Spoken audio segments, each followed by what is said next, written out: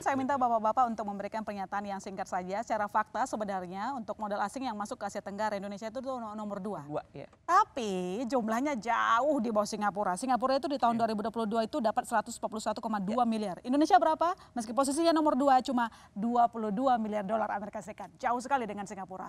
Closing statement dimulai dari Pak Sudirman, apa yang dilakukan oleh Capres dan Cawapres untuk meningkatkan lebih menggoda lah Indonesia ini di mata dunia. Silakan.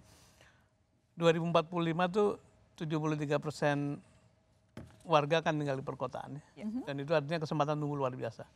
Mereka perlu rumah, perlu air, perlu listrik, perlu energi, perlu pangan, dan sebagainya. Itu ruang tumbuh yang luar biasa yang mau tidak mau akan mengundang investor. Nah yang penting adalah bila pemerintah itu bisa memberikan tadi gesture, keteladanan, dan memberikan satu contoh bahwa pemerintah itu pemerintahan yang bersih, hukumnya bisa diandalkan, kemudian kebijakannya konsisten, maka investasi akan datang dan membuat Indonesia menjadi lebih makmur. Oke, kebijakan. Dan kita doakan mudah-mudahan itu tercapai. Amin. Amin, amin sesuai sama nama timnya.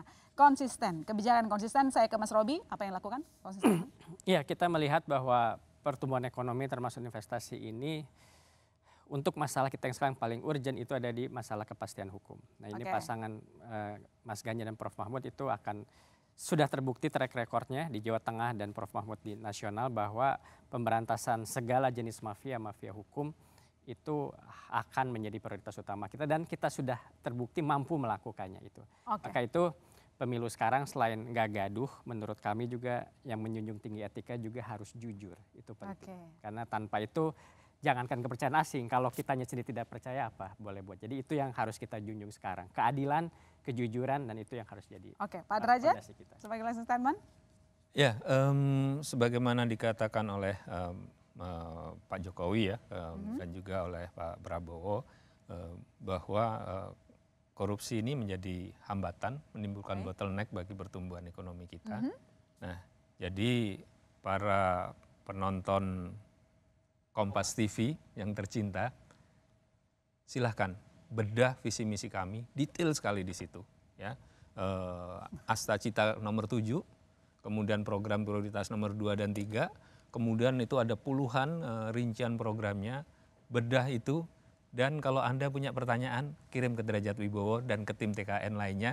Insya Allah kami akan jawab dan kami akan tunjukkan bahwa ini memang sudah rinci dan insya Allah siap untuk segera langsung take off. Terima kasih. Baik, kita akan pegang janji-janji ini kalau nanti enggak kami teror ya, Pak Sudirman, Pak Derajat, siapapun pemenangnya. Siapapun pemenangnya, yang jelas masih banyak yang ingin didiskusikan, tapi maaf sekali durasi kita terbatas. Tapi yang jelas saya rasa terkait dengan korupsi dan kepastian hukum di investasi ini, masyarakat sudah bisa menilai dan merangkum sendiri hasil diskusi kita. Saya ucapkan terima kasih ke Pak Sudirman Said, Ketua Pelaksana Timnas Anies Mohaimin, telah bergabung bersama kami. Terima kasih. Saya juga ucapkan terima kasih ke Pak Robi Muhammad, Direktur Narasi dan Konten TPN Ganjar Mahfud. Terima kasih.